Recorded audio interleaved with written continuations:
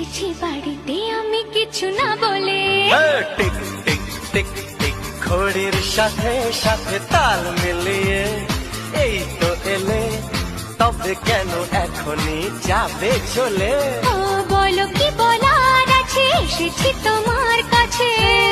শোনা,